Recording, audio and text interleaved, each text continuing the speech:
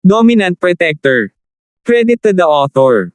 4,321-30. Ang mga pangalan po na nandito ay galing sa mga name generator.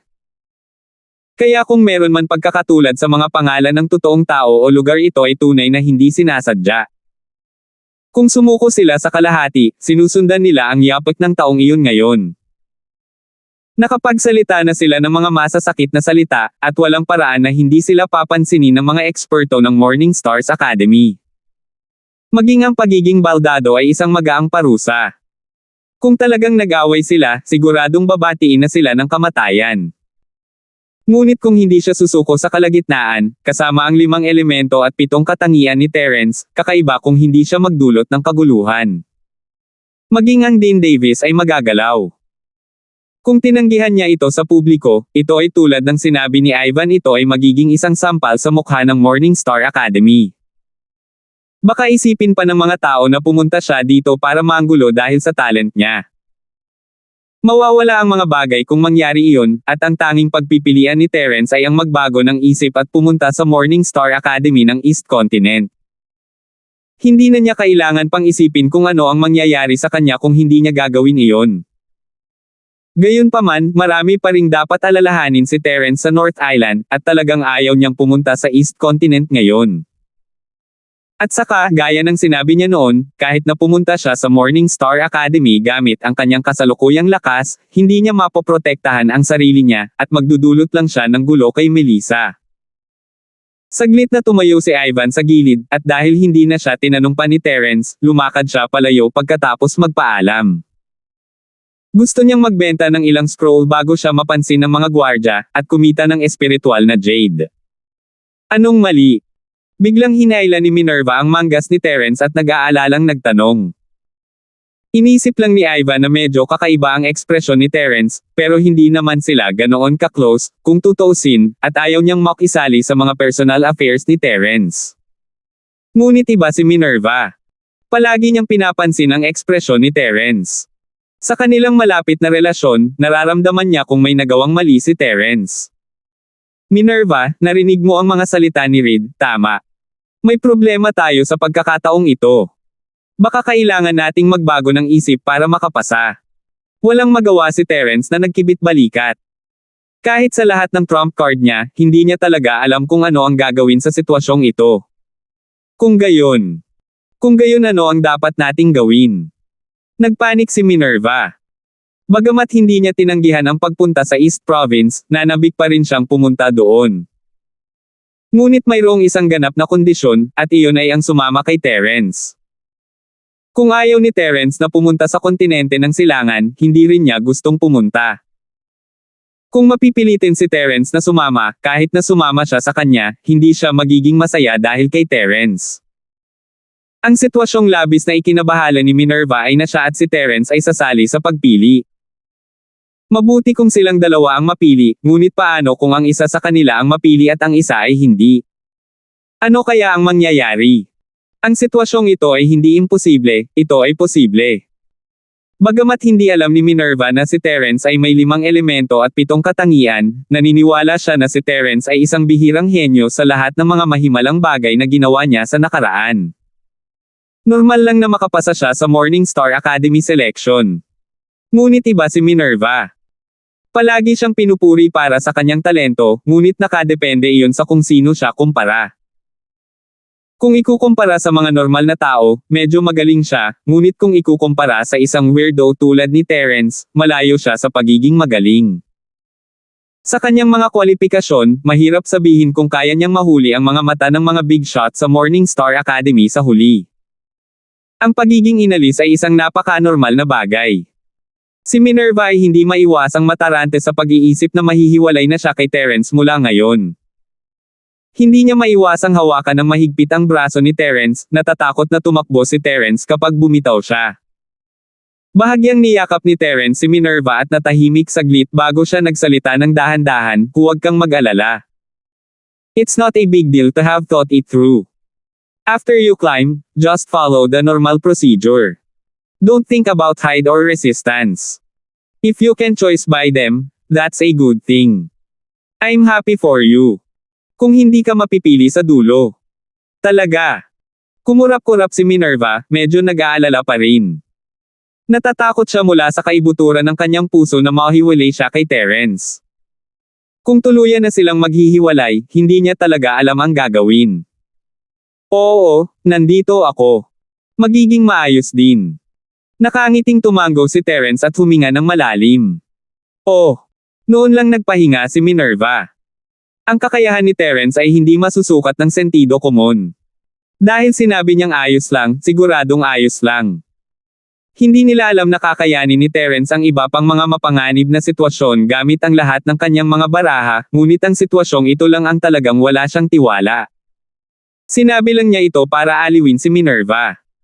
Ang tanging magagawa na lang niya ngayon ay ang kumagat ng bala at lumaban. Ang tanging maaasahan niya ngayon ay ang gintong daliri niya na nagtatago ng kanyang lakas. Pagkatapos umakyat, sinasadya niyang pigilan ang kanyang lakas, at kasabay nito ay susubukan niyang sugpuin ang kanyang espiritual na mga katangiang ugat sa isa. Sa ganoong paraan, hindi siya dapat mapili ng Morningstar Academy. Gayunpaman, hindi siya sigurado kung ang kanyang cheat ay magagawang linlangan ang Stella tablet na ginamit upang subukan ang espiritual na mga ugat ng isang tao. Kung magtagumpay ito ay mabuti, ngunit kung ito ay nabigo, kung gayon ay wala siyang magagawa. Siyempre, ito ay isang huling paraan. Kapag wala ng ibang paraan, ito lang ang tataya ni Terence. Kung ito ay gagana o hindi ay nasa Diyos. Sa kasalukuyang sitwasyon, maliban sa napilitang lumahok sa pagpili, kinailangan pang harapin ni Terence ang karagdagang problema. Nasa likod niya ang test number ni Minerva. Ang mas nakakainis ay ang mga upuan ni Terence at Minerva ay hindi eksakto sa likuran, at ang umaga na Star Academy ay hindi lang nagayos ng pagpili batay sa first come, first served. Inayos nila ang pagpili ayon sa lugar at pagkatapos ay random na inayos ito, upang maiwasan ang mga tao na maputol ang linya at sadyang pumipisil pasulong upang magdulot ng kaguluhan. Nagkataon lang na ang grupo ni Terence ang susunod, at dahil kailangan nilang pumila ng maaga, nakatayo na sa hindi kalayuan sa dalawa ang dalawang staff na namamahala sa pagpapanatili ng kaayusan, itinaas ang kanilang mga kamay para sundan ni Terence ang linya. Nangangahulugan ito na kahit na gusto ni Terence na ipagpalit ang kanyang test card kay Minerva sa huling minuto, ito ay imposible. Pagkatapos ng lahat, ito ay isang seleksyon na may halos 10,000 tao. Ang Morningstar Academy ay may mahigpit na kontrol sa ayos ng eksena. Kahit na ang pag-forfeit sa kalahati ay hindi pinapayagan, at ang pagputol ng pila ay mas kalokohan. Mayroong hindi bababa sa 5 o 6 na miyembro ng kawani sa paligid, na nanunood sa sitwasyon ng koponan sa ilalim ng mapagbantay na mga mata ng karamihan. Kung si Terence ay biglang lumipat kay Minerva, sino ang nakakaalam kung anong uri ng bagyo ang aidudulot nito? 4,322.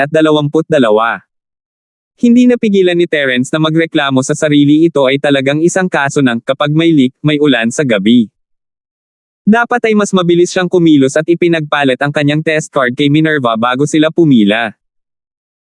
Sa kasong iyon, hindi alintana kung si Minerva ang napili o hindi, si Terence ay maaari pa ring makaisip ng isang kontra-hakbang na hakbang. Kung si Minerva ang napili, kung saan si Melissa ang nag-aalala, si Terence ay makakagigil lamang ng kanyang mga ngipin at sundan siya sa East Continent. Ngunit ngayon, sadyang itinago ni Terence ang kanyang spirit root attribute. Paano kung nagtagumpay siya sa panlilinlang sa kanya at hindi pumasa, ngunit si Minerva ang napili?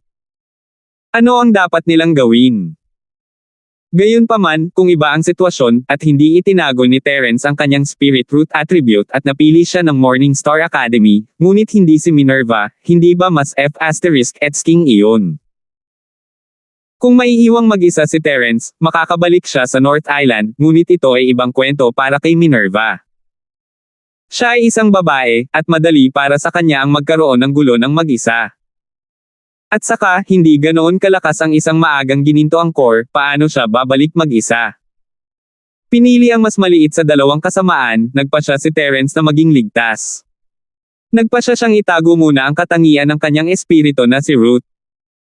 Ano man ang mangyari, kailangan niyang makasigurado na mananatili siya. Ang pinakamasamang resulta ay si Minerva ang napili. Hindi ito magiging masyadong masama. Matagal na siyang nakapila, ngunit marami pa rin ang nasa harapan niya. 2 buong oras na siyang naghihintay bago dumating ang turn ni Terence. Let's go! Tumingin ang staff kay Terence at sinenyasan itong maglakad papunta sa Stella tablet upang subukan ang kanyang spirit root. Bahagyang tumango si Terence. Medyo kinakabahan siya, pero hindi niya pinakita sa mukha niya. Hindi man lang siya umatras, at tila sabik na subukan. Wala siyang pinagkaiba sa ibang mga kandidata na inaabangan ang pagsali sa Morningstar Academy. Alam ni Terence na kung mas atras siya, mas magiging kahinala siya, lalo na sa mga big shot sa entablado. Lahat sila ay matalas ang mata ng mga masters, at mamamatay siya kung ibibigay niya ang kanyang sarili. At saka, kailangan muna niyang lokohin ang sarili niya bago niya gawin iyon. Kung mas malakas siya, mas magagawa niyang lokohin ang mga tao nang hindi nag-iiwan ng bakas. Ito ay isang bagay na kailangang matutunan ni Terence bago siya umalis sa sekta. Sinulyapan ni Terence ang malalaking kuha sa entablado, lalo na ang 3 bundok na nagbubukas ng mga powerhouse sa gitna. Ang kanyang lakas ay malayo sa mga taong ito.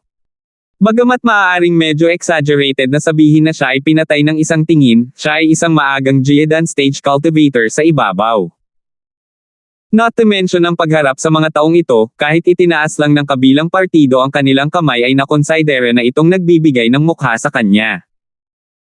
Kung tungkol sa kahihinatnan, syempre, mayroon lamang isang posibilidad, at iyon ay papatayin ng mga higanteng ito sa pagbubukas ng bundok.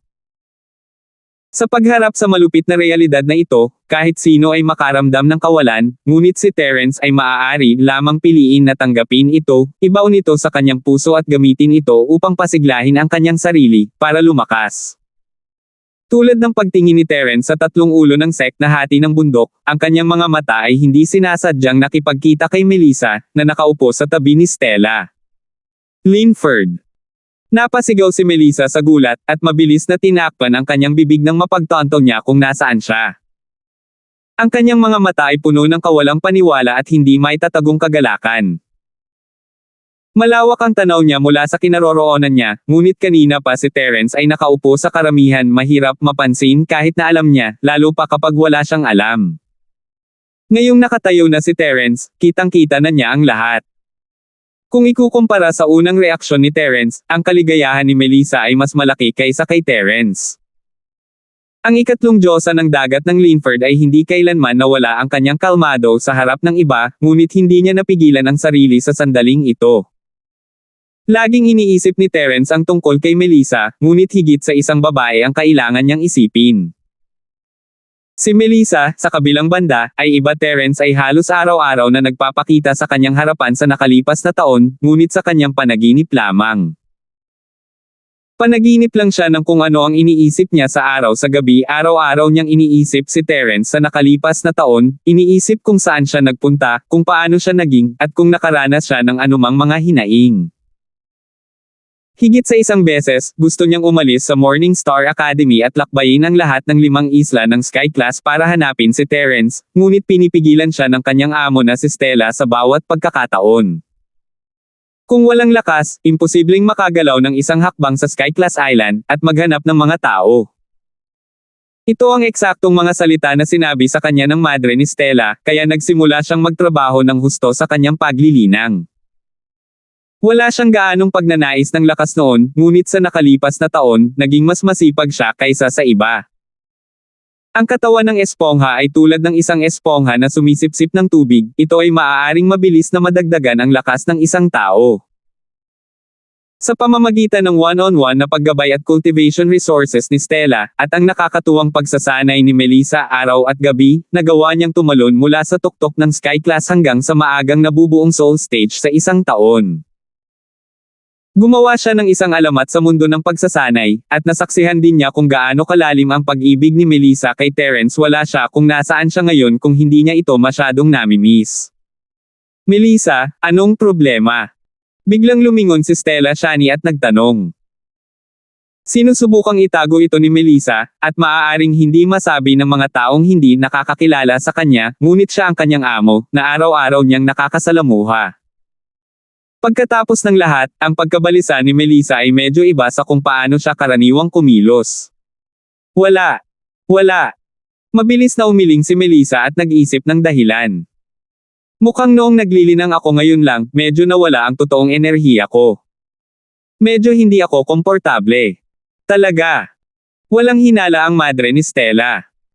Alam niya ang tungkol sa katawan ng espongha, at madaling magkamali ang isa kung hindi sila mag-iingat. Agad niyang kinuha ang pulso ni Melissa at sinuri ito ng mabuti. Pagkaraan ng ilang sandali, tila natarante si Stella Shani, ngunit nakahinga pa rin siya ng maluwag at sinabing, "Okay lang ako. Walang mga palatandaan ng pinsala sa aking mga meridian, kaya hindi dapat magkaroon ng anumang malalaking problema. Melissa, kailangan mo lang magpahinga saglit. Bakit hindi ka muna bumalik sa inn? Sa anumang kaso, wala kang anumang gagawin dito." "Salamat, Master, pero mas mabuting dito na lang magstay ang disipulong ito. Kung tutuusin, isa itong malaking event para sa ating academy. Hindi magandang umabsent ang disipulong ito nang walang pahintulot. Kahit kailan, hindi naman ito big deal. Ang pag-upo dito ay pahinga rin." Umiling si Melissa, hindi naging madali para sa kanya na makitang muli si Terence, paano siya aalis ng ganoon. 4,323. Sige. Kung hindi ka pa rin maganda, sabihin mo sa akin as soon as possible. Formality lang. Okay lang basta andito ako. Okay lang kung gusto mong bumalik. Tumango si Dong Haisheni at hindi na nagsalita pa. Oo. Nakahinga ng maluwag si Melissa, natutuwa na ang kanyang Panginoon ay palaging nagdududa sa kanya at hindi naghihinala ng anuman. Kung hindi, nalantad siya. Maganda ang relasyon ni Melissa sa madre ni Stella, at wala siyang itatago sa kanya, pero public event pa rin iyon. Kung malantad ang relasyon nila ni Terence, hindi ito makakabuti sa kanilang dalawa. Pagkatapos noon, tahimik na tumingin si Melissa kay Terence, at nakita itong tumatango sa kanya nang hindi gumagawa ng ingay. Agad niyang naintindihan ang iniisip ni Terence, at ang kanyang mga labi ay nakakurba sa isang magandang ngiti. Matapos tingnan si Melissa, hindi na tumingin si Terence kay Melissa. Sinimulan niyang subukan ang kanyang espiritual na mga ugat tulad ng ibang kalahok. Gaya nga ng sinabi ni Ivan, kahit sino pa yan, mapili man o hindi, basta may nakipagrelasyon sa Diyosa tulad ng ikatlong diwata, kahit simpleng usapan lang, hindi maiinggit o maiinis sa iba. Sa kabaligtaran, sa mga mata ng mga henyo na iyon, ang ganitong uri ng tao ay magiging isang buhay lamang na dapat patayin. Ang kanyang kahihinatnan ay tiyak na mas miserable kaysa kamatayan. Isinasantibi ang lahat ng kagalakan at iba pang iniisip, inilagay ni Terence ang kanyang palad sa Stella tablet gaya ng iba, na itinuro ang sining ng kanyang practitioner. Ang still na ito ay espesyal na dinala ng mga Morning Star Academy mula sa East Sea. Hindi lamang ito napaka-propesyonal, ngunit napakasensitibo din ito. Ang hanay na nakaset up sa loob ay lubhang komplikado at katangi-tangi. Kailangan lamang ng sino man na magpasok ng kaunting tunay na chi upang agad na masuri ang kaukulang espiritual na katangiang ugat. Kahit na ang mga katangian ng nakatagong ugat ng espirito at ang sudo na ugat ng espirito, na napakahirap matukoy sa ordinaryong paraan, ay hindi makatakas sa pagtuklas ng array. Gaano man kaina ang mga katangian, walang mawawala. Tulad ng ibang mga kalahok, ang mga resulta ay ipapakita sa sandaling ilagay nila ang kanilang mga kamay dito. Si Terence, sa kabilang banda, ay walang anumang reaksyon kahit ilang hininga. Parang walang espiritual na ugat ang taong ito. "Oy," sabi ko, "nililipat mo pa ba ang tunay mong chi?" Ang mga tauhan sa gilid ay nalilito siya ang namamahala sa trabahong ito, pagkatapos ng lahat, at nakakita siya ng hindi bababa sa ilang libo dati, kung hindi 10,000. Hindi pa siya nakakita ng isang tulad ni Terence, na hindi nag-react. "Oo, Senyor, dapat naramdaman mo ang chi sa katawan ko, tama?" Walang magawang sabi ni Terence. Paano nangyari yon? Hindi alam ng staff kung ano ang sasabihin, naramdaman niya ang chi ni Terence, ngunit walang reaksyon ang Stella tablet. Maaaring may mali sa pagbuo ng pagsubok. Gayunpaman, kung ang lalaki sa kanyang harapan ay talagang walang espiritual na katangiang ugat, kung gayon ito ay mas imposible.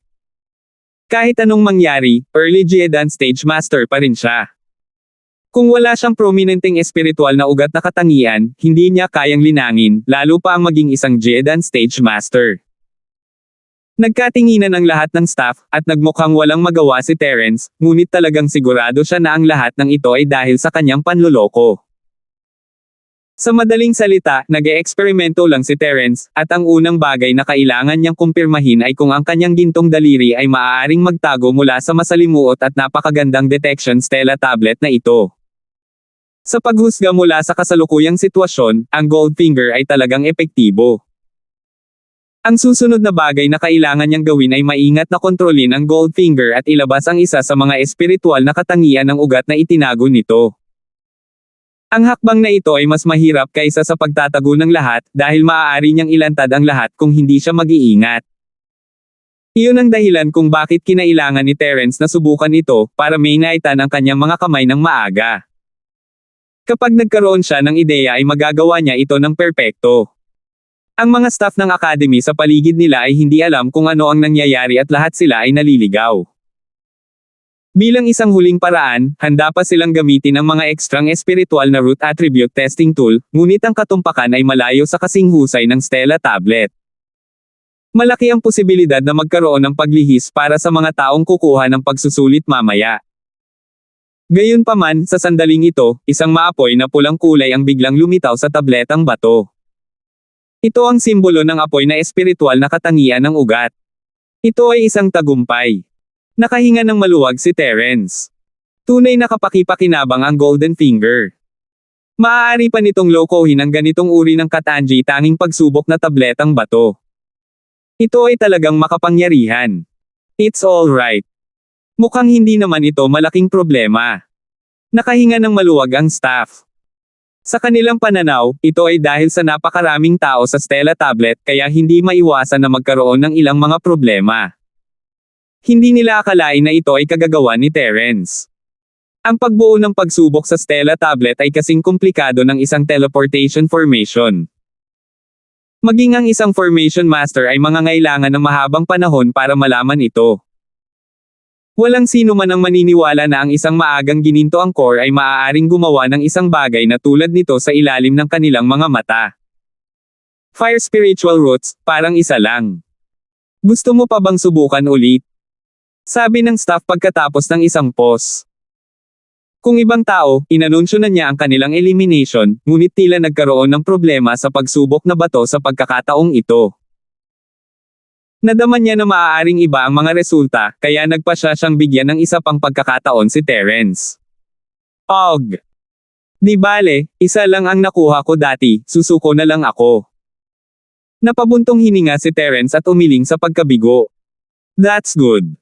Since you're fine, we'll save everyone's time. You can go now. Tumango ang staff member ng academy. Ang isang solong ugat ng espiritu ng elemento ng apoy ang pinakakaraniwan, at kahit na medyo mabagal ang reaksyon ng Stella tablet, hindi magiging mali kung makapagbibigay ito ng resulta. Dagdag pa, si Terence ay isang maagang gininto ang core lamang, na halos hindi maabot ang threshold. Ayaw nilang mag-aksaya pa ng oras sa isang taong walang kinabukasan. Tumango si Terence sa mga tauhan at lumabas ng arena, ang kanyang mukha ay nalulumbay. Para siyang kawawang hindi nakarating, pero walang nakakaalam na tuwang-tuwa talaga siya. 4,324. Pinipigilan ang kanyang espiritual na mga ugat upang magkaroon lamang ng isang elemento, at kasabay nito, pinipigilan din ang kanyang sariling lakas, na ginagawa siyang pinakamahina na maagang gininto ang core. Hindi katakatakang mababa ang tingin sa kanya ng staff kahit sino pa ang nakakita kay Terence ngayon, hindi nila akalain na ang taong ito ay may kinalaman sa mga henyo ng Morningstar Academy.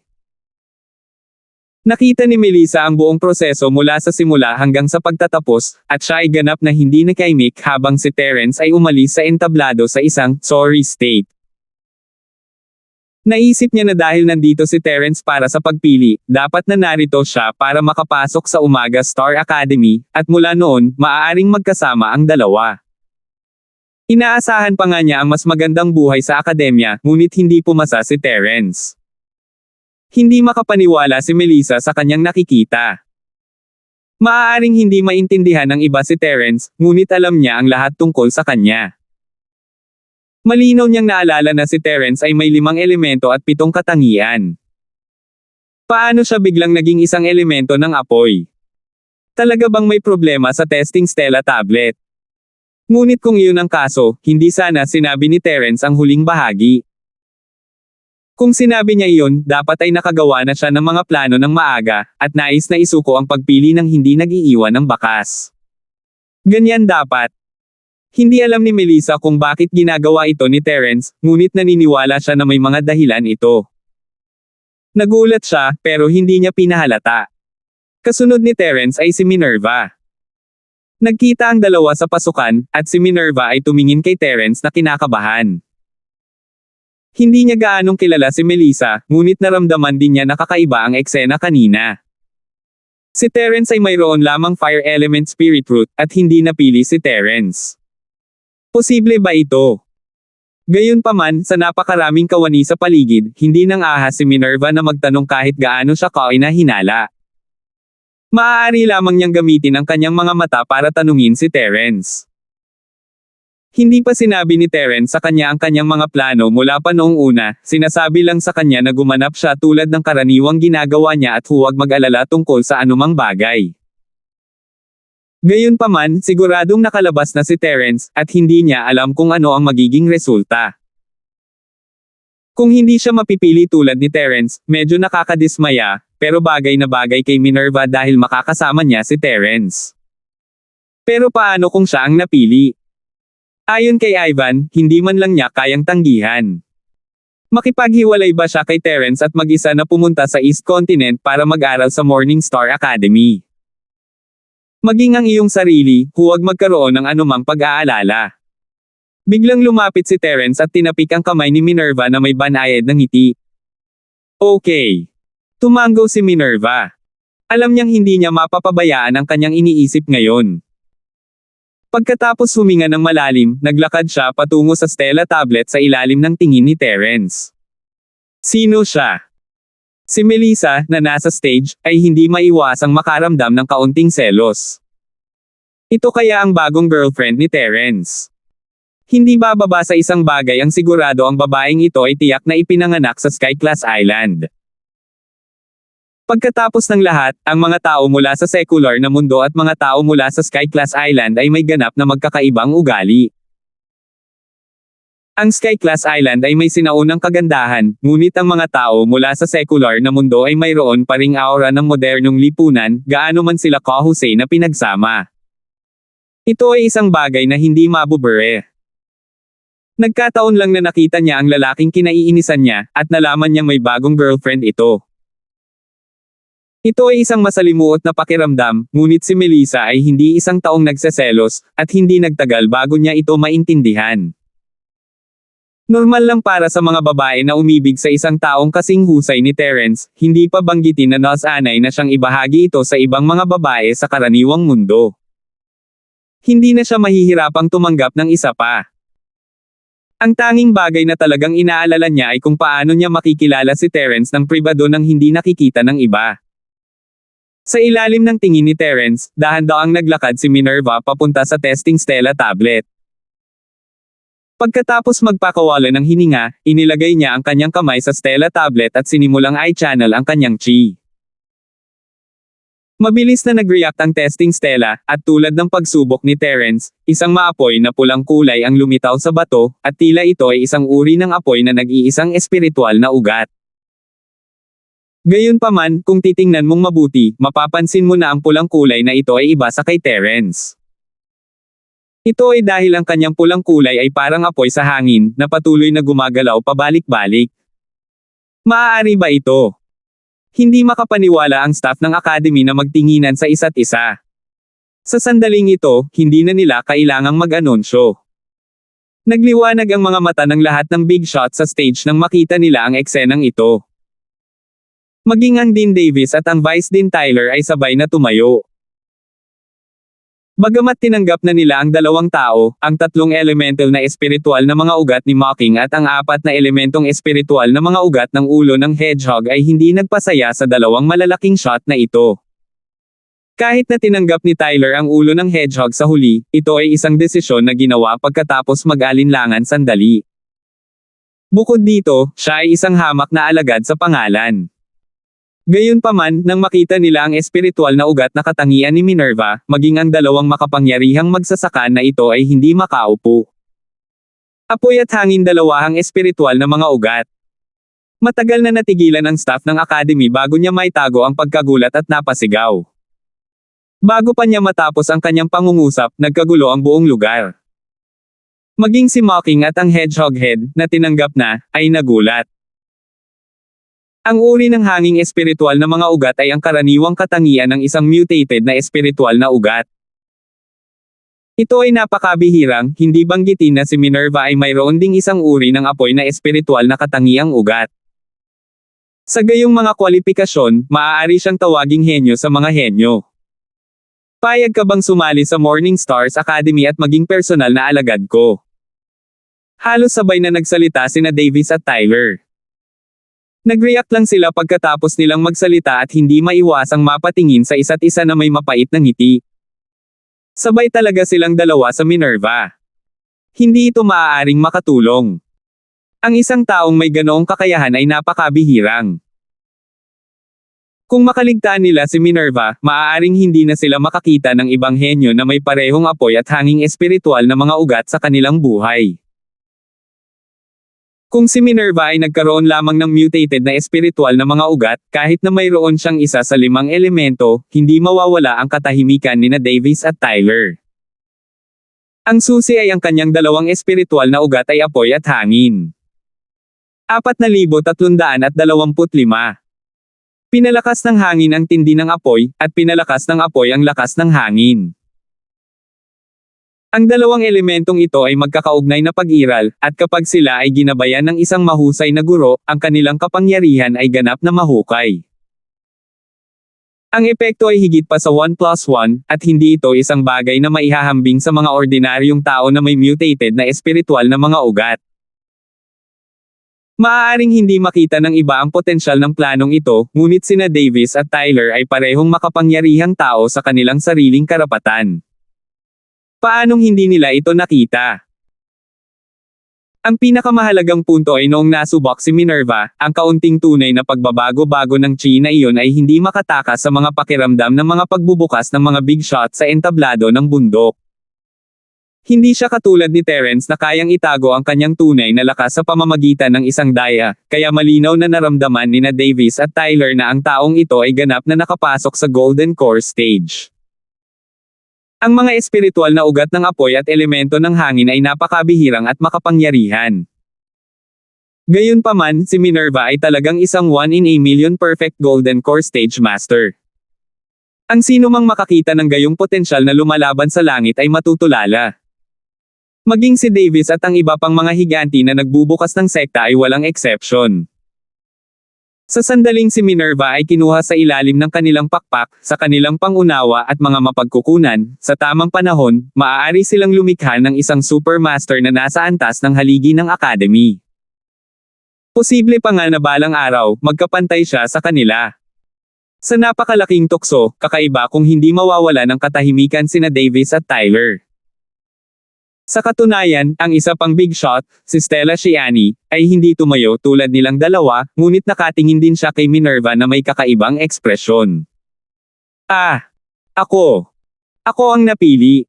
Hindi naging masaya si Minerva gaya ng inaakala ng lahat. Hindi niya alam kung ano ang gagawin sa mga sanga ng oliba na pinahaba ng dalawang malalaking putok. Nakatingin lang siya kay Terence, na nakatayo pa rin sa gilid. Natahimik ang lahat nang makita ang eksenang ito. Ngayon lang, ang matinik na lalaking iyon ay tinanggap lamang ni Tyler bilang isang hamak na iname na disipulo, ngunit gusto na niyang itaas ang kanyang buntot sa langit. Sa huli, ang dalawang big shot sa simula ng bundok ay nangako sa posisyon ng isang pro-disciple ng sabay, ngunit hindi pa rin siya pumayag. Hindi niya talaga alam ang sasabihin. Sa sandaling ito, hindi lang lahat ang nagulat, maging si Terence ay hindi alam kung paano magre-react ng ilang sandali nang tumingin sa kanya si Minerva para humingi ng tulong. Hindi niya inaasahan na si Minerva ay may ugat ng hanging espiritual. Hindi katakataka na si Minerva ay napakahusay sa bilis. Hindi rin nakapagtataka na napakalakas ng kanyang husay sa pamamana.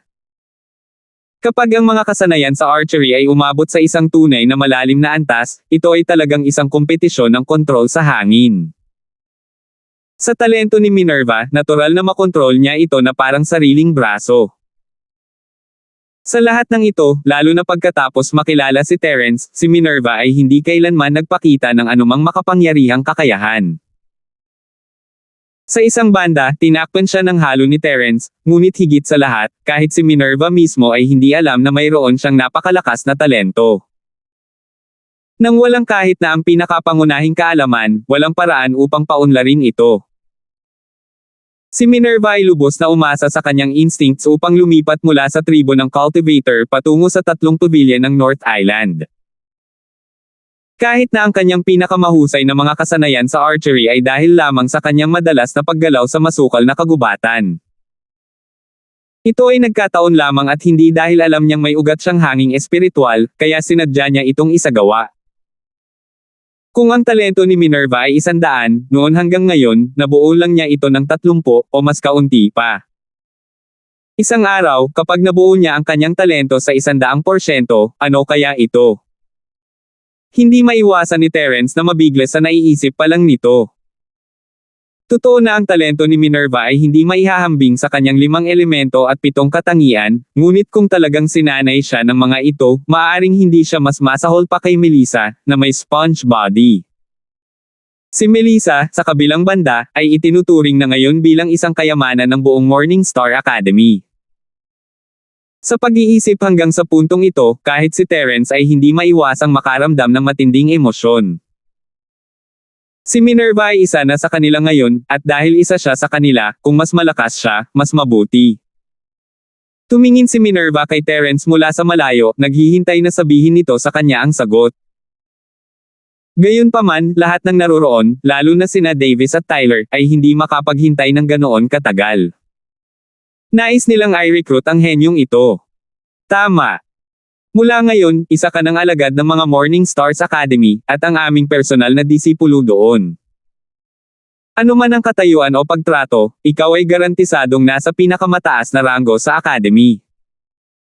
Gayunpaman, ikaw ang baalang magdesisyon kung sino ang gusto mong salihan. Sabi ni Davis. Pareho siya ng banal na madre ni Stella. Hindi siya karaniwang kumukuha ng mga alagad, lalo na ang mga personal na disipulo. Wala siyang maraming alagad sa ilalim niya. Kung pumayag si Minerva, tiyak na hindi bababa ang status niya kay Melissa pagkatapos makapasok sa academy. Gayunpaman, si Davis ang punong guro. Gaano man niya kagusto ang talento ni Minerva, kailangan niyang isaalang-alang ang damdamin ng iba. Ang mga ordinaryong guro ay natural na walang mga kwalifikasyon upang makipaglaban sa kanya para sa isang disipulo, ngunit naroon pa rin si Tyler, na isa ring haligi ng Morningstar Academy. Hindi maaaring kumilos si Davis ng basta-basta. Kung bibigyan mo ako ng isang paa, bibigyan kita ng 10 talampakan. Dahil sa saloobin ni Davis, tumango si Tyler nang walang anumang pagtutol. Pero hindi ba't kailangan pa nating dumaan sa ikatlong pagsusulit? Mahinang sabi ni Minerva. Hindi na kailangan. Sa iyong talento, ang anumang iba pang pagsubok ay hindi kinakailangan. Umiling sina Davis at Tyler. Nagkaroon siya ng apoy at hangin na dalawahang espiritual na ugat. Bilang karagdagan, isa siya sa 1,000,000 perpektong Golden Core Stage Master. Sa gayong mga kwalipikasyon, nakatadhana na sa kaunting pagsasanay, walang master ng parehong antas ang makakalaban ni Minerva. Nakatadhana na siyang magkaroon ng walang limitasyong potensyal, kaya natural na hindi kailangan ang tinatawag na potensyal na pagsubok sa ikatlong round. Pagkatapos ay, Ako. Kailangan kong pag-usapan ito sa aking senior. Hindi alam ni Minerva kung ano ang gagawin sa biglaang pag-unlad ng sitwasyon. Makakahanap lang siya ulit ng tulong kay Terence. Oo naman, sige na. Matapos ang pag-uusap sa iyong nakatatandang kapatid, maaari kang dumating sa entablado at sumali sa amin. Hindi pinahirap siya ni Davis sa tumango. Kung ibang tao iyon, hindi nila sila bibigyan ng pagkakataong pumili. Matapos itong pag-usapan sa isa't isa ay agad silang nagdedesisyon. Bakit nila tatanungin ang taong pinag-uusapan para sa kanyang opinyon? Gayunpaman, iba si Minerva. Gaya nga ng kasabihan, ang lakas ang nagtatakda ng katayuan ng isang tao. Sa isang lugar tulad ng academy, lalo na sa ganitong okasyon, potensyal din ang nagtatakda ng katayuan ng isang tao. Maaari nilang baliwalain ang mga iniisip ng isang ordinaryong disipulo, ngunit si Minerva ay isang superhenyo na disipulo na posibleng maging kapareho nila sa hinaharap. Paano nila siya pakikitunguhan sa parehong paraan bilang isang ordinaryong disipulo? Hanggat hindi tahasang sinabi ni Minerva na ayaw niyang sumali, ang iba ay maaaring tanggapin. Sa ilalim ng tingin ng lahat, si Minerva ay tumakbo palabas ng bulwagan sa takot at kaba. Tumakbo siya kay Terence at tumingin sa kanya na nakadilat ang mga mata, ano ang dapat nating gawin ngayon? 4,326. Minerva, hindi mo kailangang magpanik. Ang mapili ng gayong makapangyarihang figure at maging direktang disipulo nila ay isang napakagandang pagkakataon na hindi man lang pinangarap ng iba. Kaya, ito ay isang magandang bagay na nangyayari lamang minsan sa 1,000 taon. Dapat kang maging masaya. Ngumiti lang si Terence, hindi man lang mukhang problemado. Pero kung papayag ako sa kanila, hindi ba kailangan kong humiwalay sa inyo? Malungkot na hinawakan ni Minerva ang kamay ni Terence. Ang pagkakataong pinangarap ng lahat ay hindi gaanong mahalaga sa kanya kaysa makasama si Terence. Kung kaya niyang tanggihan ito, tinanggihan na lang niya ito. Sa kasamaang palad, imposible iyon. Hindi pa banggitin ang mga kahihinatnan ng pagtanggi sa kanya sa publiko, kahit si Terence ay hindi sumasang-ayon dito. Sa totoo lang, kung mag-aral lang sa Morning Star Academy, o maging disipulo ng normal school, hindi magiging interesado si Terence. Kumpiyansa siya na kahit nasundan siya ni Minerva, ang kanyang paglaki ay hindi hihigit sa kanya, at maaaring lumampas pa sa kanya. Gayunpaman, iba na ngayon. Ang mga taong gustong kunin si Minerva ay sina Davis at Tyler, ang dalawang big shot sa pambungad na yugto ng kanilang sekta. Bukod dito, inaalok nila ang posisyon ng pangunahing disipulo. Bihira talaga ang ganitong kondisyon. Maging si Terence mismo ay matutokso, lalo pa si Minerva. Sa sobrang swerte at talento ni Minerva, maaari siyang maging susunod na Melissa. Bakit siya pipigilan ni Terence? Ayos lang. Maghihiwalay na tayo ngayon para sa ikabubuti ng muling pagsasama-sama sa hinaharap. Minerva, pagkatapos mong pumunta doon, huwag kang masyadong mag-isip ng ibang bagay. Mag-focus ka na lang sa iyong paglilinang. Huwag kang mag-alala, pupuntahan kita at hahanapin kita, ngunit hindi ngayon. Seryosong sabi ni Terence. Oh, si Minerva ay palaging nakikinig kay Terence. Dahil sinabi ni Terence, kahit na nag-aatubili siya, hindi niya sasalungat ang gusto ni Terence. Gayunpaman, medyo nag-aalala pa rin siya, pero kung aalis ako ng ganoon, hindi ka ba mag-iisa? At ang kapaligiran dito ay napakagulo. Tulad ng kung paano nag-aalala si Terence na iwan si Minerva mag-isa, si Minerva ay nagkaroon ng parehong pag-aalala. Kapag kasama niya si Terence, maaaring gamitin ng dalawa ang nagngangalit na apoy na mga palad ng 8 trigrams, at hindi sila makonsensya kahit nakaharap ang mga namumuong Soul Master. Ngunit kung aalis siya kasama ang mga tao mula sa Morning Stars Academy, iniwan si Terence na mag-isa, kahit na mas malakas siya kaysa sa average na early Golden Core Master, hindi niya magagawang harapin ang mapanganib na mundong ito. Huwag kang mag-alala. Minerva, hindi ka ba naniniwala sa kakayahan ko? Basta't mag-iingat ako, lagi kong mapoprotektahan ang sarili ko. Ngumiti si Terence at umiling. Huminto muna siya saglit bago iniba ang topic.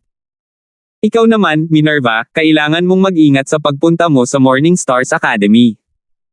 Narinig mo ang sinabi ni Reed kanina lang. It's a dragon's lair and a tiger's den. Mas delikado pa ito kaysa sa outside world. Minerva, pagkatapos mong pumunta doon, kailangan mong subukan ang iyong makakaya upang manatili sa labas nito. Subukan lamang na huwag makalabas dito. Okay, papakinggan kita. Masunaring tumango si Minerva at nagtanong, kung gayon, alin ang pipiliin ko bilang aking Panginoon? Kung ikukumpara kay Tyler, sa tingin ko ay mas magaling ang principal na si Davis Ching. Not to mention his strength, he is the principal. Mas mataas ang posisyon niya kaysa kay Tyler. Kung maaari kang maging direktang alagad niya, ang iba ay hindi maglalakas loob na guluhin ka. Mas ligtas ito. Sinuri ni Terence. Ito ay isang paghatol na ginawa niya pagkatapos ihambing ang mahirap na mga kondisyon. Para naman kina Davis at Tyler, hindi alam ni Terence kung anong uri ng mga tao sila, kaya hindi siya makapagsagawa ng pagsusuri. Oh, nakikita ko. Tumango si Minerva. Wala siyang sariling opinyon, o sa halip, ang kanyang mga opinyon ay makinig kay Terence. Dahil sinabi ni Terence, gagawin niya ang sinabi niya. Gayon din, Minerva, pagkatapos mong pumunta sa Morning Star Academy, subukang huwag makisali sa mga sama ng loob ng mga tagalabas, ngunit may isang tao na maaari mong makilala. Sabi ni Terence pagkatapos ng ilang pag-iisip. Sino te? May kakilala ka ba sa Morning Stars Academy? Nagulat si Minerva. Naalala niya na si Terence ay kapareho niya, hindi man lang narinig ang Morning Star Academy noon. Hindi kaya magkakilala sila. Tama, siya ang disipulo ng Vice-Decano, si Melissa, isa sa 3 diyosa ng rehiyon ng dagat ng Jaylan, si Reed. Tumango si Terence.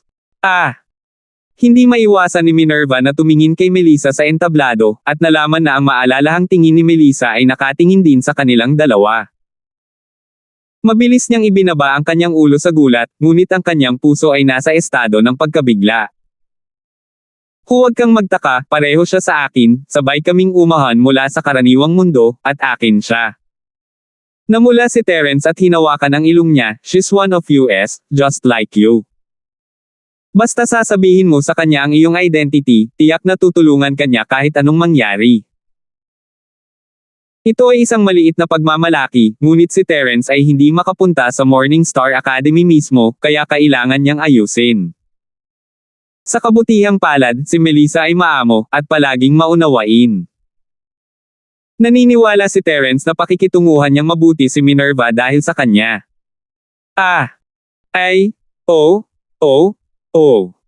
Minerva sa wakas ay nag-react. Hindi nakakagulat na nawala ang kalmado ni Terence nang una niya itong makita. So, nagkaroon ng relasyon ang dalawa. Naisip niya na pagkatapos niyang pumasok sa Morning Star Academy, mag-isa na lang siya nang walang maasahan. Hindi niya inaasahan na ang ikatlong diwata, si Melissa, ay isa sa kanya. Sa wakas ay gumaan ang loob ni Minerva, ngunit pagkatapos ay nakaramdam siya ng kaunting hiya at pag-aalala. Si Melissa ay kasintahan ni Terence, at sila ay nasa ganong uri ng relasyon noon sa karaniwang mundo. Hindi ba't ito ay tulad ng pakikipagkita ng asawa sa unang asawa para sa kanya bilang isang inapo? Gagawin ba ng kabilang partido ang mga bagay na mahirap para sa kanya? Ngunit imposible para kay Minerva na tanungin si Terence tungkol sa ganitong uri ng bagay, kaya tahimik lang niyang inaliw ang sarili. Si Natalie ay nobya ni Terence noon, at wala siyang masamang damdamin sa kanya. Sa kabaligtaran, napakadali niyang pakisamahan. Ang ikatlong engkanto na ito, si Melissa, ay hindi mukhang mahirap na tao, kaya hindi niya dapat pahirapan ang mga bagay para sa kanya. Master, matagal na akong nagsasaka ng mag-isa, at talagang nalulungkot ako. Guru, maaari mo bang hayaan itong si junior sister na magtanim sa akin? Magkasama tayong dalawa. Sabi ni Melissa sa madre ni Stella na parang walang nangyari. Nakita ni Melissa ang buong talakayan ni Terence at Minerva. Hula lang iyon noon, pero ngayon ay nakakasigurado na siyang malalim ang relasyon ng dalawa. Ang henyong ito na may apoy at hanging espiritual na mga ugat ay dapat na ang kanyang bagong kapatid na babae muli. Master, matagal na akong nagsasaka ng mag-isa, at talagang nalulungkot ako. Guru, maaari mo bang hayaan itong si junior sister na magtanim sa akin? Magkasama tayong dalawa. Sabi ni Melissa sa madre ni Stella na parang walang nangyari. 4,327. Dahil sila ay mga bagong kapatid na babae, at sila ay nasa parehong panig, si Melissa ay hindi maaaring umupo na lamang at walang magawa. Kahit na ito ay para lamang kay Terence, kailangan niyang pangalagaang mabuti si Minerva. Ang pinakamabuting paraan ay ang gawing disipulo din ni Stella si Minerva. Sa ganitong paraan, ang dalawa ay magiging magkapatid sa iisang sekta, at anuman ang mangyari, maaari nilang harapin ito ng magkasama. Bukod dito, siya lang ang personal na alagad ng madre ni Stella, kaya siya na ang bahala sa lahat. Kung sasali si Minerva sa kanila, naniniwala siya na hindi siya magderanes ng anumang mga karaingan. Natukso na si Stella Shani, ngunit nahihiya siyang makipagtalo kina Davis at Tyler. Gayunpaman, pagkatapos marinig ang mga salita ni Melissa, nagpasya siya. Pagkatapos ng lahat, mayroon siyang dalawang elementong espiritual na ugat ng apoy at hangin, at isang perpektong golden core stage cultivator. Sa mga tuntunin ng talento, siya ay hindi bababa kay Melissa. Ang mas bihira pa ay isa siyang babaeng cultivator. Para sa madre ni Stella na walang maraming alagad, ito ay isang alagad na ipinadala ng langit. Kahit kailanganin niyang isuko ang kanyang mukha, ipaglalaban pa rin niya ito. Oh, syempre kaya mo. Bihira kang magkaroon ng ganyang ideya, Melissa, kaya paano kita mabibigo? Ang banal na madre ni Stella ay palaging nagmamahal kay Melissa. Pagkatapos tapikin ang kamay niya, tumayo siya at sinabi kina Davis at Tyler, itong disipulo, hindi dapat makipag-away kayong dalawang malalaking lalaki sa matandang babaeng ito. Walang gaanong babaeng disipulo, at mas bihira pa ang mga may ganitong klase ng kakayahan. Mas mabuting hayaan siyang magtanim sa matandang babaeng ito. Ito. Nagkatinginan sina Davis at Tyler at hindi maiwasang mapahiya. Talagang naiinggit sila sa malakas na kakayahan ni Minerva at nagpasya silang kunin siya sa ilalim ng kanilang pakpak. Gayunpaman, dahil nagsalita na ang banal na madre ni Stella, medyo nahiya silang ipagpatuloy ang pakikipaglaban. Kahit anong mangyari, babae ang madre ng East Ocean, at dapat maging magalang ang dalawa sa kanya. Bukod pa rito, ang makadiyos na madre ng East Ocean ay tumanggap lamang ng mga babaeng disipulo, at hindi pa niya hinamon ang sinuman sa mga mahuhusay na lalaking disipulo na nakilala niya noon. Hanggang ngayon, si Melissa ang nag-iisang disipulo ng Vice Principal ng Academy, at hindi sila dapat makipag-away sa kanya. Kung hindi, sila ay masyadong maliit. Sa tatlong higanti ng Morningstar Academy, si Tyler ang may pinakamaraming personal na disipulo, kahit na hindi siya kumuha ng kahit ano sa loob ng ilang taon. Mali kung lalabas siya at ipaglaban ito sa oras na ito. Para naman sa punong guro, si Davis, kahit na wala siyang maraming personal na disipulo, mayroon siyang higit pa sa nag-iisang anak na lalaki ng Stella na banal na madre. Hindi lang makapangyarihan ang Stella na banal na madre, ngunit isa rin siya sa mga vice principal ng academy. Siya ay kailangan sa Morningstar Academy. Dahil bihira siyang magsalita, hindi maaaring tumanggi si Davis sa kanyang kagustuhan. Sige, dahil nagsalita na si Donghai, siya ang magiging disipulo mo. At saka, sa aming tatlo, ikaw talaga ang pinakaangkop na taong magturo sa kanya. Sa wakas ay nakapagdesisyon na si Davis. Walang anumang pagtutol si Tyler. Pagkaraan ng ilang sandali, natapos ni Minerva at Terence ang kanilang talakayan at umakyat sa entablado ayon sa mga tagubilin ni Davis. Gayunpaman, bago siya makapagsalita, sinabi sa kanya ng banal na madre ni Stella, Miss, ang dalawang lalaking ito ay hindi angkop na maging Panginoon mo. Ang matandang babae na ito ay nakipag-usap lang sa kanila. Sa hinaharap, maaari kang pumunta sa sekta ng matandang babae na ito at maging isang personal na disipulo. Maaari kang mag-cultivate kasama si Melissa, okay? Si Minerva ay natigilan at lumingon kay Terence. Sinabi sa kanya ni Terence na siya ay magiging disipulo ng Dean. Nakita ni Terence ang eksenang ito at mabilis na tumango kay Minerva. Ang dahilan kung bakit niya hinayaan si Minerva na piliin si Davis ay dahil sa tingin niya ay mas magaling ito kaysa kay Tyler. Gayunpaman, dahil gusto din ng makadiyos na madre ni Stella na kunin si Minerva bilang isang disipulo, kung gayon ang makadiyos na madre ni Stella ay natural na pinakaangkop. Sa ganitong paraan, maaaring pumasok si Minerva at umatras kasama si Melissa. Oo, alagad na si Minerva. Pagbati, guro. Matapos matanggap ang signal ni Terence, mabilis na yumuko si Minerva kay Stella Chegny. Maliban sa pag-aatubili na makipaghiwalay kay Terence, nakaramdam din siya ng bakas ng kagalakan at pananabik. Pagkatapos ng lahat, siya ay naging disipulo ng isang sect opening sect leader.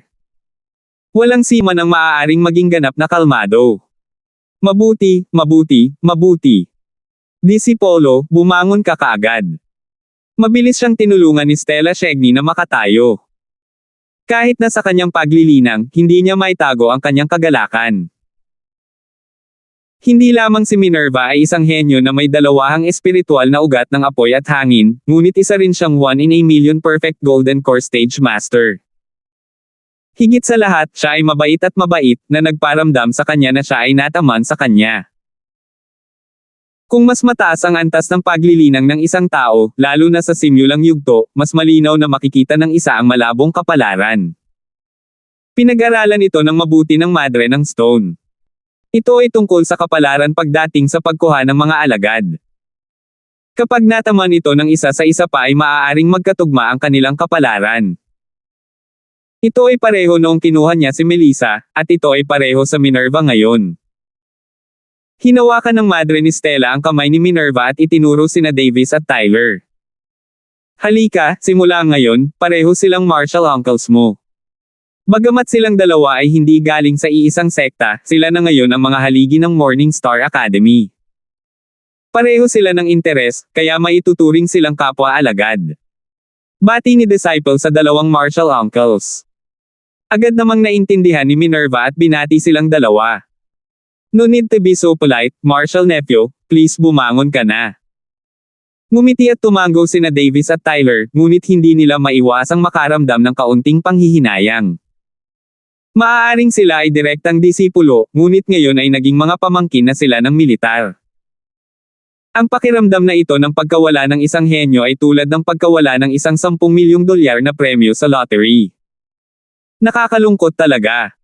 Siya si Melissa, mas maaga siyang sumali sa sekta ng 1 taon kaysa sa iyo, siya ang senior sister mo. Ipinakilala siya ng banal na madre ng East Sea kay Minerva. Binati ni Minerva si senior sister. Iyon ang unang pagkakataon ni Minerva na tumingin kay Melissa ng malapitan. Kahit dalaga pa siya, hindi niya maiwasang madala sa kagandahan at ugali. Hindi katakataka na maaari siyang maging isa sa 3 engkanto ng kaharian ng dagat, at hindi katakataka na makakasama niya si Terence noong siya ay nasa secular na mundo. Pagbati, Junior Sister Minerva. Ibinalik ni Melissa ang busog at lumakad para hawakan ang braso ni Minerva ng magiliw. Lumingon siya sa madre ni Stella at nagtanong, Guro, gusto kong lumabas para makalanghap ng sariwang hangin. Ibabalik ko si Junior Sister Huang sa inn para kumuha ng kwarto. Kaya, maaari kang pumunta, ngunit mas mahusay na hindi mo iwanan ang Jianduan City kung sakaling may aksidente. Tumango si Stella Chani bilang pagsang-ayon. Talagang mahal niya si Melissa, at kahit anong sabihin ng kanyang disipulo, ibibigay niya ito sa kanya. Ang kanyang mga salita ay puno ng nakaaantig na pag-aalala. 4,328. Ang lungsod ng Jianduan ay ganap na ngayong nasa ilalim ng kontrol ng mga Morning Stars Academy, kaya ito ay ganap na ligtas. Kahit na sa nakapalibot na lugar ng dagat, sa napakaraming nangungunang mga masters ng Morning Stars Academy dito, ang mga ordinaryong tao ay hindi maglalakas loob na magkaroon ng anumang masamang pag-iisip. Gayunpaman, ang kagandahan ay isang sakuna, at ang kagandahan ni Melissa ay maaari pa ring magdulot ng kaguluhan. Pagkatapos ng lahat, ang mundong ito ay hindi nagkukulang sa mga idiot na walang mga mata. Bukod dito, masasabi ni Stella Chegny na ang kanyang bagong disipulo, si Minerva, ay isang bihirang kagandahan kahit na nakasuot ito ng belo. Tumayo siya sa tabi ni Melissa, at pareho silang may kanya-kanyang pakinabang. Kung mag-walkout silang dalawa, walang makakalaban sa tukso nila. Matapos matanggap ang pag-aproba ng banal na madre ni Stella, dinala ni Melissa si Minerva at nagsabi ng ilang salita sa kanyang martial uncles, Davis at Tyler. Pagkatapos, umalis siya na may magaang hakbang. Ang kailangan niyang gawin ngayon ay hindi ibalik si Minerva sa inn, kundi para makilala si Terence ng pribado. Alam ni Terence kung ano ang ginagawa ni Melissa, at umalis siya sa plaza ng nakangiti. Wala nang saysay na manatili pa siya rito, at tapos na siya sa pagsubok. Walang makakapidyaw sa kanya na umalis. Ngunit pagkatapos umalis sa Zinduan Square, hindi alam ni Terence kung saan pupunta. Masyadong malaki ang target ni na Melissa at Minerva, at hindi sila makapaghintay sa kanya dito. Si Terence, gayunpaman, ay lumingon upang makakita ng bagong notice sa notice board sa hindi kalayuan. Hindi pa nga natutuyo ang tinta, maraming tao ang nanunood. Karamihan sa kanila ay tulad ni Terence, mga taong naalis sa pagpili, at itinuturo ang paunawa. Hey, can someone tell me what's written on this? Ilang taon na akong nag-aral, bakit wala akong makikilala kahit isang salita? May naguguluhan na tanong. Ang ibang mga tao sa kanilang paligid ay naguguluhan din at hindi mo ari. Hayaan mo akong tingnan. Nakarinig si Terence ng isang pamilyar na boses. Ito ay si Ivan, ang lalaki mula sa Nanjo. Hindi niya alam kung kailan lumabas ang lalaking ito, ngunit natigilan siya tulad ng iba nang tingnan niya ito. Ano ba ang mga salitang ito? Bakit sila baluktot bilang tadpoles? Hindi sila paalang o patayo. Isinulat ba sila ng ilang nababato na tao upang lokohin ang mga tao? Tumango ang karamihan, ngunit hindi alam ni Terence kung tatawa o iiyak. Isinulat ito sa Ingles, at walang paraan na mauunawaan ito ng mga taong ito. Hehe, mahigit isang taon na pala simula nung huli tayong magkita, at mas naging matalino itong babaeng ito. Bahagyang ngumiti si Terence, malinaw naman na gawa ito ni Melissa. Walang nakakaintindi ng Ingles dito, at hindi niya kailangang mag-alala na may makita ang mga tao kahit na ilagay niya ito sa bukas. Dagdag pa, ang posisyon ay kapansin-pansin, at si Terence ay hindi kailangang mag-alala na hindi ito makita. Ito ay pumatay ng 2 ibon gamit ang isang bato. Diretso sa unahan at kumaliwa sa ikatlong eskinita. May tea house doon. See you there. Tahimik na binanggit ni Terence ang mga salita at hindi napigilan ang saya at pananabik sa kanyang puso. Sinunod niya ang mga tagubilin at mabilis na nakarating sa ikatlong tea house, na tinatawag na Yan Shui Tea House. Kumpara sa hiyawan sa labas, wala masyadong tao sa tea house sa ngayon. Ang mga pumunta sa lungsod ng Zinduan sa oras na ito ay narito lahat para sa pagpili ng mga Morning Star Academy, at nagtipon pa rin sa Zinduan Square. Batang bayani, sa ganitong paraan mangyaring. Gusto mo bang maupo sa ibaba o sa itaas? Agad na lumapit ang isang tea house waiter at pinangunahan. Lumingon si Terence sa kaliwa at kanan, at hindi nakita sina Melissa at Minerva sa sala. Bumaling siya sa staff ng tea house. I'm looking for someone. Dapat nauna silang dumating. Oh, I see. Please follow me. Tumango ang tea house waiter, malamang sa mga espesyal na order. Dinala niya si Terence sa isang pribadong silid sa itaas. Pagkaalis ng waiter, itinulak ni Terence ang pinto at pumasok. 2 batang babae ang pumasok sa kanyang paningin. Ito ay sina Melissa at Minerva. Isinara niya ang pinto sa likod niya, at may ilang metro sa pagitan nila. Si Terence ay tumingin kay Melissa ng tahimik. Tila huminto ang oras sa sandaling iyon. Pagkaraan ng mahabang panahon, naglakad patungo sa isa't isa sina Terence at Melissa na parang telepathically connected. Ang mga labi ni Terence ay pumulupot sa isang magandang ngiti habang ibinukan niya ang kanyang mga braso at hinayla si Melissa sa kanyang yakap. Niyakap siya ng mahigpit. Si Minerva ay nakatayo sa gilid at nagmasid, ang kanyang mga mata ay namumula ng walang malay. Hindi dahil sa inggit o inggit, pero mula sa kaibuturan ng kanyang puso, nakaramdam siya ng saya para sa dalawa. Sila ay magkasintahan, ngunit pagkatapos na may teleport sa Sky-class Island, maaari lamang silang pumunta sa kani-kanilang landas. Ngayon, sa wakas ay muli na nilang mahawakan ang isa't isa sa kanilang mga bisig. Mahigit 1 taon na nilang inaabangan ang magiliw na yakap na ito. Matagal na siyang hindi nakikipag-ugnayan kay Melissa, ngunit alam na niya na si Melissa ay parang Natalie na madaling pakisamahan at mababait na babae. Sa ilang lawak, ang personalidad ni Melissa ay mas katulad sa kanya, at mas marami silang pagkakatulad. Sa katunayan, ilang sandali pa lang mula nang magkita sila, at nalampasan na ni Melissa at Minerva ang yugto ng pagiging apprentice sister at ngayon ay direktang tinatawag ang isa't isa na magkapatid. Pagkatapos ng lahat, dahil kay Terence, sila ay tunay na magkapatid, at ang kanilang relasyon ay mas malapit pa kaysa sa mga kapwa-apprentice. Kasama si Minerva bilang saksi, mahigpit na niyakap nina Terence at Melissa ang isa't isa, na para bang gusto nilang ibaon ang isa't isa ng malalim sa kanilang mga bisig, ayaw maghiwalay ng mahabang panahon. Ang libu-libong salita na naghiwalay sa loob ng isang taon ay nakapaloob lahat sa yakap na ito. Ang eksenang ito ay tumagal ng halos tagal bago masunog ang isang insenso bago sila tuluyang naghiwalay ng may pag-aatubili. May luha sa kanilang mga mata, nagkatinginan sila at ngumiti. Sige, pareho kayong tumigil sa pagtayo. Maupo kayo at uminom ng tsaa. Nakangiting sabi ni Minerva. Sige, sabi niya. Ngumiti sa isa't isa sina Terence at Melissa bago umupo sa kanilang mga upuan.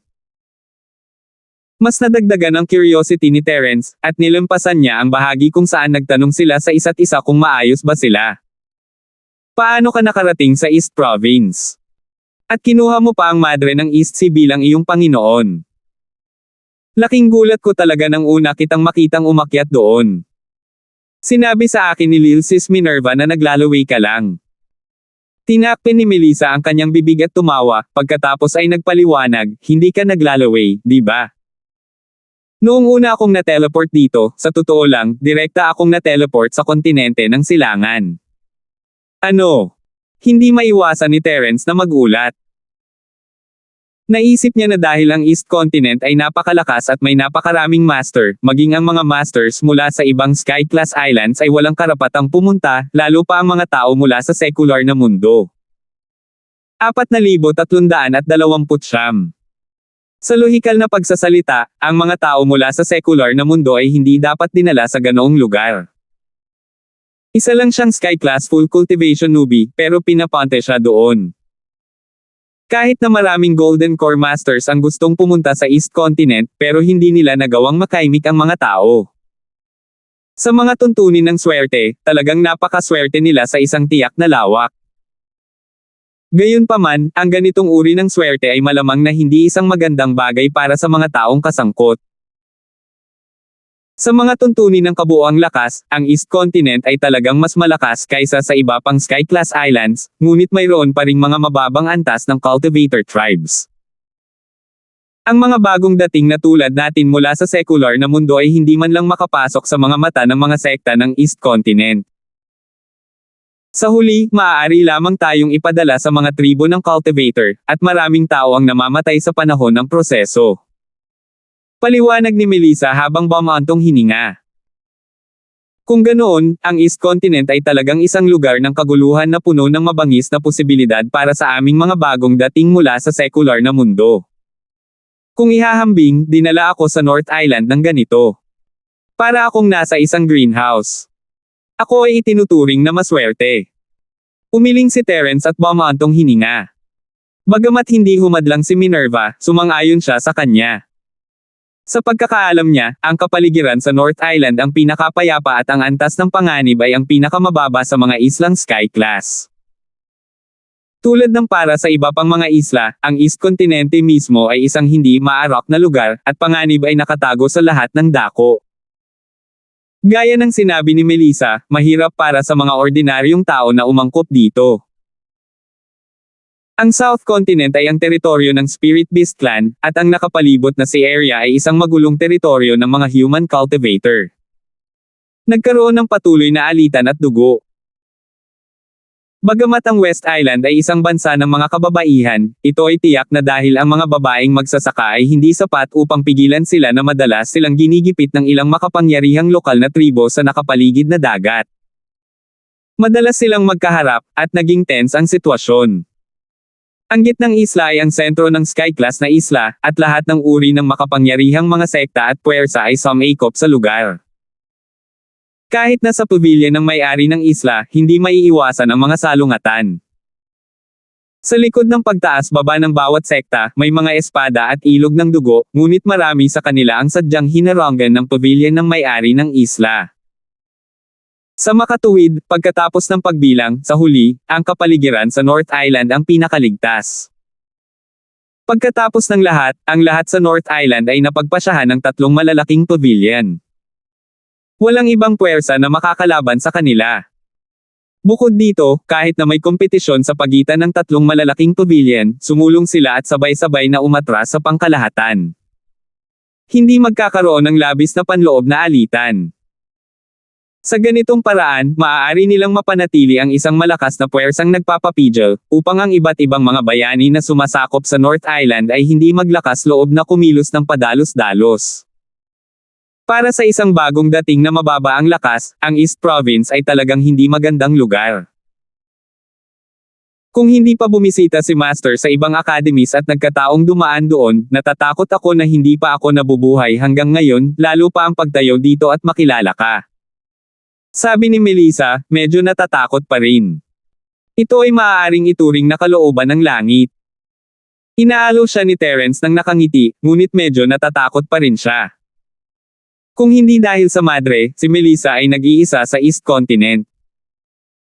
Oo, palaging mabait si Master sa akin, tinatrato ako na parang sarili niyang anak. Lagi siyang mabait sa akin, Terence. Gusto mo ba siyang makita? Mungkahi ni Melissa. Sa kanyang puso, si Stella ang kanyang pamilya. Kung siya ay kalahating anak na babae ni Stella, kung gayon si Terence ay kalahating manugang. Ang manugang at biyenan ay kailangang magkita. Dagdag pa, sa lakas at katayuan ni Stella, naramdaman niyang matutulungan niya si Terence kahit anong mangyari. I do, pero hindi pa ito ang tamang panahon. Maghihintay ako hanggang sa medyo lumakas ako. Nakangiting sabi ni Terence. Hindi naging madali para sa kanya na day ng buong mundo ngayon lang. Kung makikipagkita siya ng malapit sa bathala ng East Sea, sino ang nakakaalam kung makikita siya? Kung siya ay matuklasan ni Davis o Tyler, magkakaroon ng mas maraming problema. Ito. Sige. Hindi mapigilan ni Melissa na mabigla. Talagang umaasa siya na maaaring samantalahin ni Terence ang pambihirang pagkakataong ito para makasama siya sa Morning Star Academy. Pagkatapos ng lahat, si Minerva ay naging alagad na ng makajos na madre ni Stella. Hindi siya mapakali na iwan si Terence mag-isa sa isang magulong lugar tulad ng rehiyon ng Zinduan Sea. Tama. Marami pa akong dapat tumira sa North Island, kaya hindi muna ako makakapunta sa East Continent pansamantala. Pagkatapos kong magayos, pupunta ako sa Morning Stars Academy para hanapin kayong dalawa. Nakayukong saad ni Terence. Kung gayon, kailangan mong maging mas maingat kapag nag-iisa ka. Ako at ang nakababatang kapatid na si Minerva, kahit anong mangyari, magkakaroon tayo ng proteksyon ng Master, at sa pangkalahatan, mananatili lamang tayo sa Morning Stars Academy at hindi lalabas. Hindi mo kailangang mag-alala. Ayaw ni Melissa na umalis siya, ngunit dahil sinabi iyon ni Terence, hindi niya ito pipilitin. Dahil sinabi ni Terence na pupunta siya sa East Continent para hanapin silang dalawa, tiyak na pupunta siya. Ito ay isang bagay na lamang ng kaunting paghihintay. Ito ay mas mahusay kaysa sa nakaraang taon, kung saan hindi nila alam kung si Terence ay buhay o patay na. Oo, kailangan ninyong alagaan ang inyong mga sarili. Pagkatapos ninyong bumalik sa academy, kung may kaya kayo, maaari kayong mag-isip ng paraan para magpadala ng liham sa akin.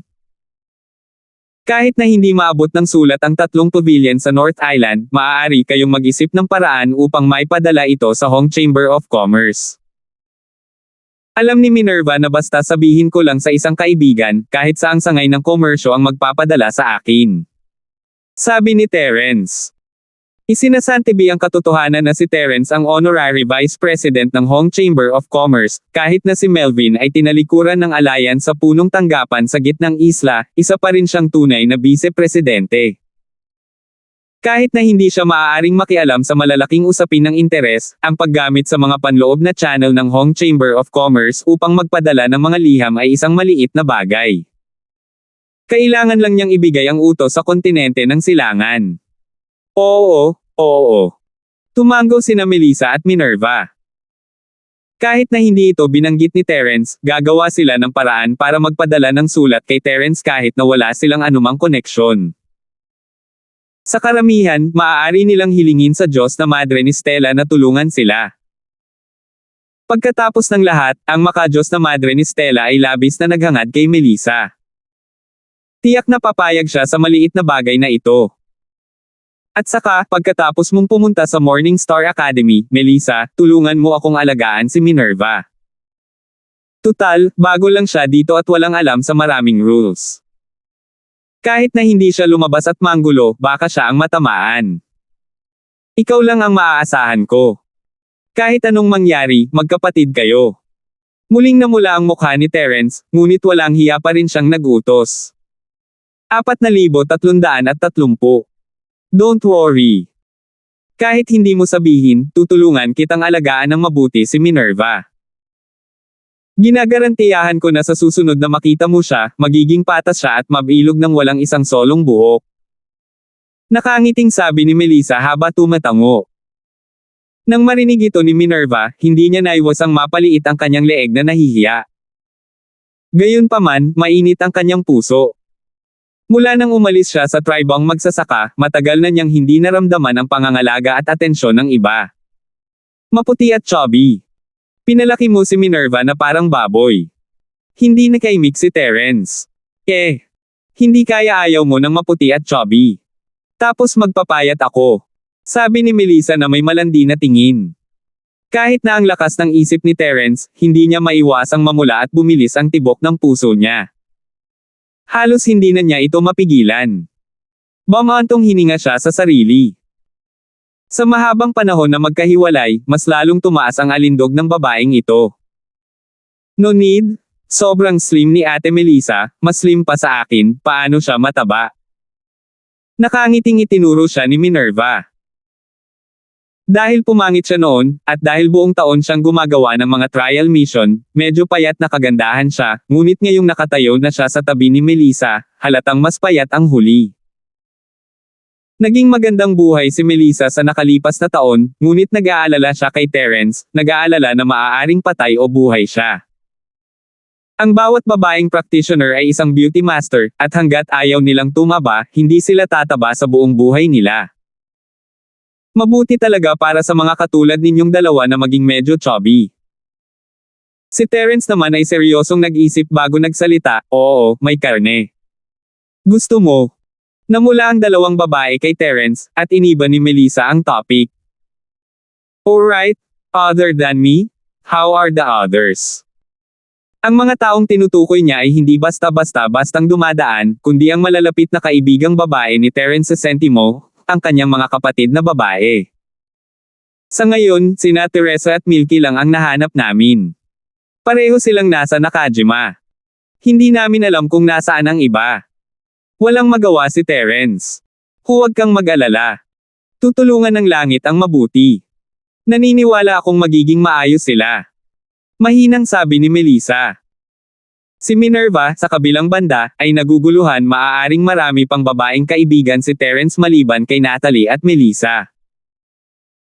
Sa pakikinig sa mga salitang ito, tila sina Teresa at Milky, na hindi pa niya nakilala noon, ay dapat ding maging mga kapatid niya. Bagamat nagulat siya, hindi nakaramdam ng selos si Minerva. Siya ay tinuruan ng edukasyong pinangungunahan ng mga lalaki mula pa noong siya ay bata, at ang konsepto ng asawang babae bilang asawa ay malalim na nakaugat sa kanya. Kahit na siya ay isa na ngayong early gold core expert at isang alagad ng madre ni Stella, hindi niya naramdaman na ito ay hindi nararapat. Na-curious lang siya. Sana nga, tumango si Terence, ang kanyang pagnanais para sa kapangyarihan ay lumalakas. Kahit saan siya magpunta, ang lakas ay hari. Ang lakas ni Terence ay 10 o kahit daan-daang beses na mas malakas kaysa noong una siyang dumating sa Sky Class Island, ngunit hindi ito sapat para sa kanya na pumunta saan man niya gusto, hanapin ang kanyang mga manliligaw, at iligtas pa ang mga kasintahan at armor ng tagapagmana. Mahigit 1 taon na silang naghihintay sa isa't isa, at ngayong sa wakas ay magkasama na silang muli, hindi kinaya ni Terence, Melissa, at Minerva na maghiwalay sa isa't isa. Gayunpaman, ang oras na magkasama ay palaging napakaikli. Malinaw na naramdaman nilang tatlo na ilang salita lang ang nasabi nila, at hindi na nila natikman ang saya ng muling pagsasama pagkatapos ng mahabang paghihiwalay. Nagdilim na ang langit sa labas, at ang orihinal na walang laman na mga kalye ay muling nalunod ng mataong ingay ng karamihan. Nangangahulugan ito na ang pagpili ng Morning Star Academy ay natapos na. Siyempre, ito ay isang engranding kaganapan kung saan libu-libong tao ang lumahok. Kahit na ang proseso ng pagpili ng Morning Star Academy ay napakasimple, may sapat na lakas tao, at mahigpit na kinokontrol na kaayusan upang matiyak ang kahusayan ng pagpili, imposibleng makumplito ang pagpili sa isang araw. Kahit na magtrabaho sila araw at gabi, magtatagal pa rin ito. Gayunpaman, hindi na maaaring manatili sa labas sina Melissa at Minerva. Kinailangan nilang bumalik sa inn bago magdilim, kung hindi sila nakita ng madre ng East Sea, baka magkagulo sila. Pagkatapos ng lahat, ang isa sa kanila ay may katawan ng espongha, habang ang isa ay isang perpektong golden core cultivator na may apoy at hanging espiritual na mga ugat.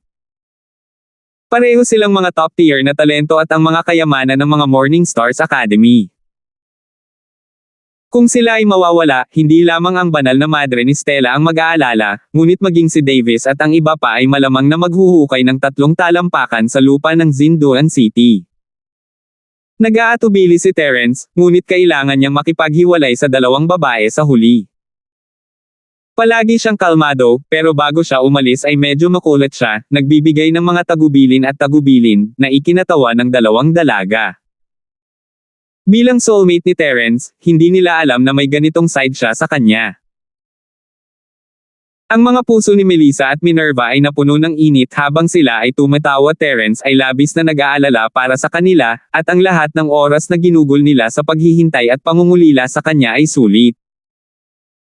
Nakahanap si Terence ng ina matutuluyan pagkatapos nilang maghiwalay ng landas sa Yanshui Tea House. Puno pa rin ito, ngunit may ilang mga bakanteng silid pa rin dahil maraming tao ang naghihintay para sa pagpili sa Zinduan Square. Kung hindi, kailangan niyang matulog sa mga kalye na nakasild ang pantalan. Sa susunod na mga araw, ganap na nanirahan si Terence sa inn, halos hindi na umaalis ng bahay. Hindi niya hinanap sina Melissa at Minerva, na parang nawala siya sa mundo. Gusto ni Terence na gumugol ng mas maraming oras kasama sina Melissa at Minerva bago sila umalis sa lungsod ng Zinduan, ngunit sinabi sa kanya ng kanyang rasyonalidad na mas mabuting magkaroon ng mas kaunting pakikipag-ugnayan sa kanila sa sitwasyong ito. Hindi na kailangang pag-usapan ang tungkol kay Melissa. Ang ikatlong diwata ang sentro ng atensyon saan man siya magpunta. Para naman kay Minerva, kahit na hindi siya kasing tanyag ni Melissa, ang kanyang talento sa fire and wind dual attributes ay malawak na kilala. Tinanggap din siya bilang personal na alagad ng Diyos ni Stella, isang big shot sa simula ng bundok. Siya ay walang alinlangan na bagong bituin ng Academy. Bukod dito, sa panahon ng pagpili, ang relasyon ni Terence kay Minerva ay nakita ng lahat. Sa totoo lang, kung patuloy silang makikita ng mga tao na magkasama sila ni Minerva, talagang natatakot siya na may dumating na mga bulag na tanga at manggugulo sa kanya, lalo na iyong mga taong mula sa Morning Star Academy. Kung tutuusin, ang mga orihinal na infant stage guard na nakita niya kanina ay pawang mga temporary disciples ng Academy. Ayon kay Ivan, wala sa kanila ang madaling pakitunguhan. Salamat po at sinamahan ninyo ako. Ingat lagi mga master.